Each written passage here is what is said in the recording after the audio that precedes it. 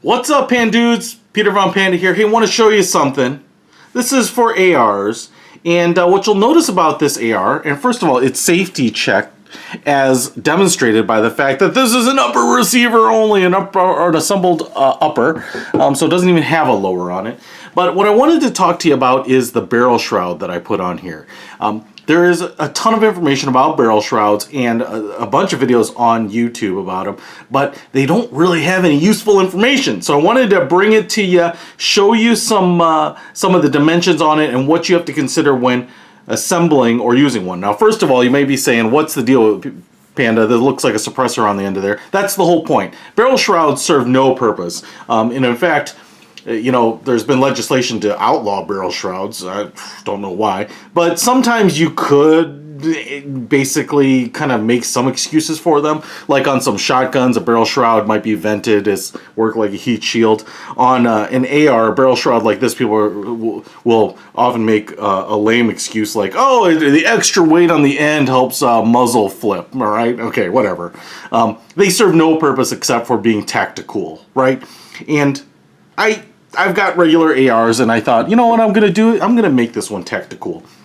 There are some advantages to this. So first of all, a barrel shroud like this looks like a suppressor or can and screws onto the end of your barrel. But the interesting thing about it is that it doesn't screw on at the base of the shroud like a suppressor would, basically extending the barrel. It screws on at the end of your muzzle with the bulk of the barrel shroud sliding down your barrel. What that does for you is gives you the illusion of having a short-barreled rifle with a suppressor, but you actually have a normal length barrel with a barrel shroud on it. So you can see it there. Okay, so a couple things to keep in mind.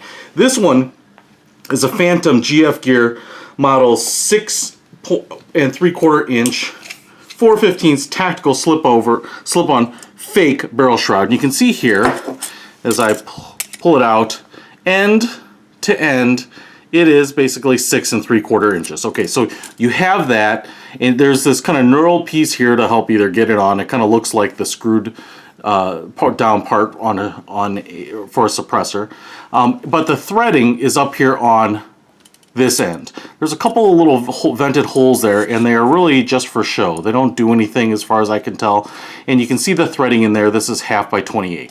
Okay, one thing to keep in mind, which I learned, is that if I take this shroud and put it on, this is just a normal 16-inch regular contoured, medium contoured stainless steel barrel, standard 223 Wild with a carbine length low profile gas block, which you can kind of see right there. Okay, so these are the measurements for your standard carbine length AR. When I screwed this on,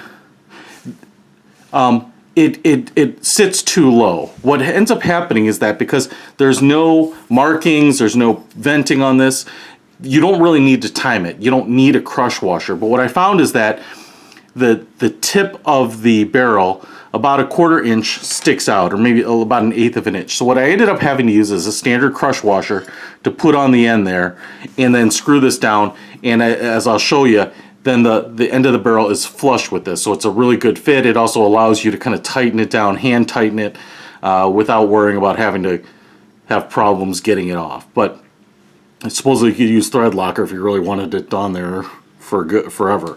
All right, so 6 3/4 inch length here. Now I have a low profile gas block. I don't remember if this is a Roush or something like that. You can see it right there. And one of the things that I was worried about is how much length do you have here? Because you really kind of want the shroud to get close to that gas block to kind of hide the barrel to be really tactical. Well, I can tell you from the low pro gas block, the front end of it, to the unthreaded, to the part of the barrel where the threading starts is about 7 inches. It's just a hair shorter than 7 inches. And then the threaded portion looks like it's about 1/2 inch, you know, so 1/2 by 28. All right, so 6 3/4 inches. If we put it back on here, it slips over there, and then you have to screw it on, and that can take a while because of all the threading, blah, blah, blah. fast forward this for you on the video.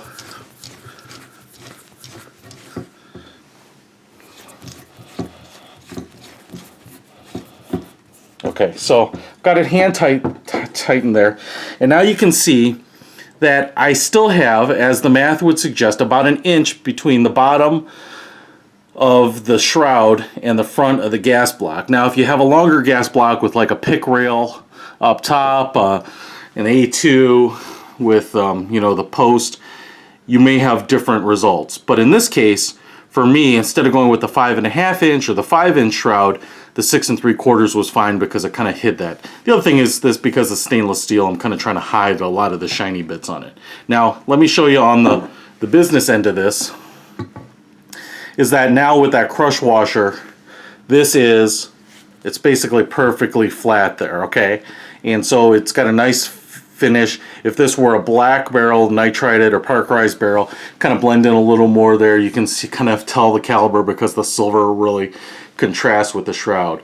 You could probably hit it with a little paint or something if you really wanted to mask that. Now, the other thing I'll throw out there is because you don't have any muzzle device, you don't have a flash hider, you don't have a comp, you have basically all of the recoil, the felt recoil of shooting whatever caliber you're shooting on your shoulder. You don't have anything compensating and holding, you know, pulling the gun back off your shoulder. Okay, so it's basically like shooting an uncomped barrel. I mean, it is essentially. If nothing else, this is kind of just a giant thread protector. Secondly, you don't have any flash hiders, so if you're, you know, you can expect a pretty good fireball if you shoot it at the range or outdoors or at night or what have you. And lastly, you don't have a lot of protection here on the end of the barrel, so I wouldn't suggest putting your barrel into the dirt or anything like that, but if you bang it and nick the edge, you know, you may have trajectory problems, you know, presumably. I treat mine pretty well between the case, the safe, and the range. I don't think it's going to be a problem for me, but that might be an issue for you.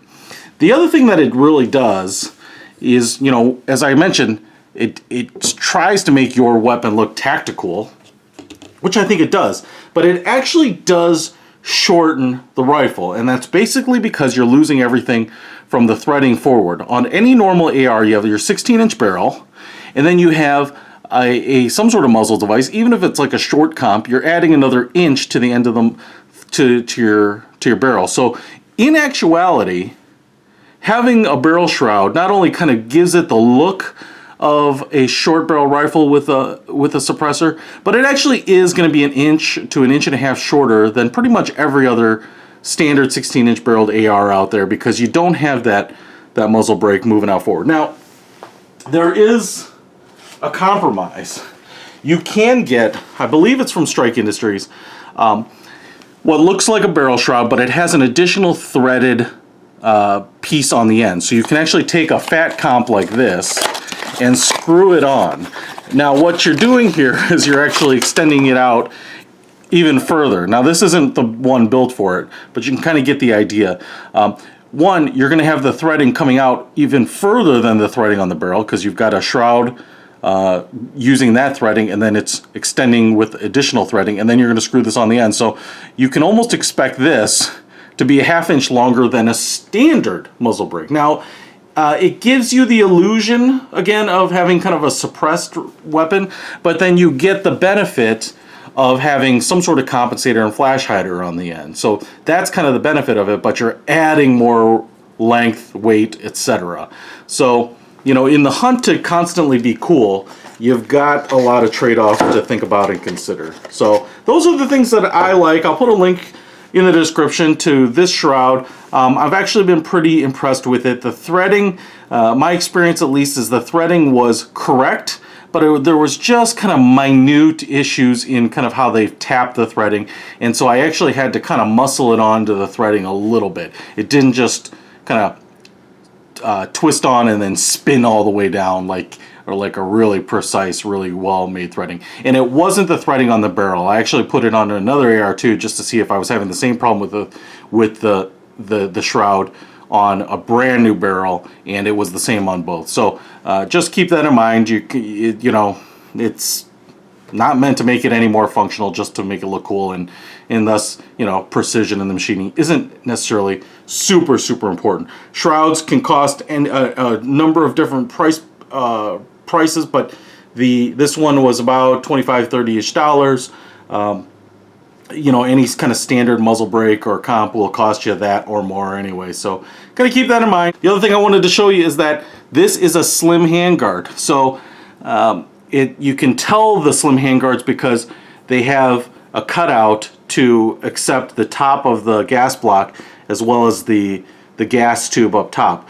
Kind of the standard size handguards are a circle all the way around, and so I didn't have any problem getting this inside a slim handguard. I want to say that the the outside diameter of this barrel shroud is like 1.7 inches, which is enough to easily fit inside slim handguards. So that was the other fairly useful tip, because I've switched all my builds to using slim handguards because they are just so much easier to grasp, lighter, kind of more efficient, and fold up better. So that's what I use, and I was happy to see that the shroud fits in there without a problem. There isn't a lot of gap in here, but it is there. It does look pretty cool. It does kind of look like a short barrel rifle with a suppressor on it, you know, because it is shorter, and it kind of gives you the optical illusion of an NFA weapon. So Peter Von Panda, out.